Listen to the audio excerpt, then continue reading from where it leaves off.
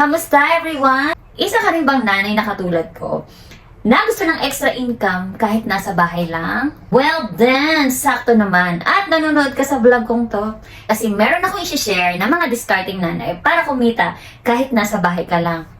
Legit yan. At bago naman yan, magpapakilala ko. Ako nga po pala si Mami Leila Lu, ang rakitarang nanay ng Antipolo. Dati nga po akong taga-bangko, ginibab ang career para mag-alaga ng 3 chikiting. Pero naisip ko din naman na gusto ko pa rin kumita or magkaroon ng extra income kahit nasa bahay lang.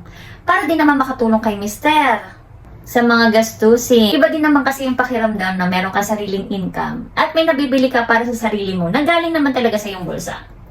Listen! Ready ka na ba? At share ko na nga sa inyo ang 5 extra income ideas. Pwede mo na nga simulan at magkaroon ng income kahit nasa bahay ka lang.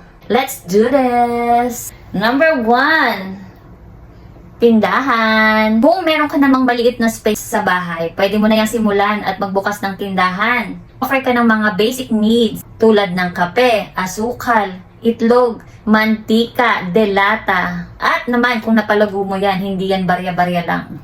Sure yan na may benta yan kasi pang basic needs nga.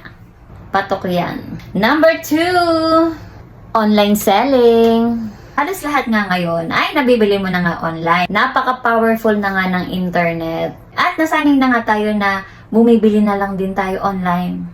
Why not mag-isip ka ng mga produkto na pwede mong ibenta online? At syempre importante doon ay makahanap ka ng maayos na supplier. Gumawa ka nga lang ng page or ipasok mo lang siya sa mga e-commerce selling platform tulad ng Shopee, TikTok, Lazada. Pwede ka nga dyan kumita. Number 3, meron ka namang talent sa paggawa ng mga homemade products. Pwedeng food or craft. Sa food tulad ng chili garlic, bagoong, palaman, candies, cookies, at marami pa. Sa non-food or craft tulad ng sabon, deodorant, keychain, bag, or kung ano-anong craft. Baka may talent ka, pwede mo rin niyang ibenta sa kapitbahay. Pwede mo na rin siyang ibenta online. Number 4, mga online job tulad ng pagiging virtual assistant, graphic designer, online English teacher, at madami pa. Importante nga lang aralin mo mabuti. At minsan nga, dollar ang kitaan dyan. Aba, skills ang puhunan mo dyan. At isama mo na nga rin dyan yung pagiging content creator. Aba, baka talent mo din yan.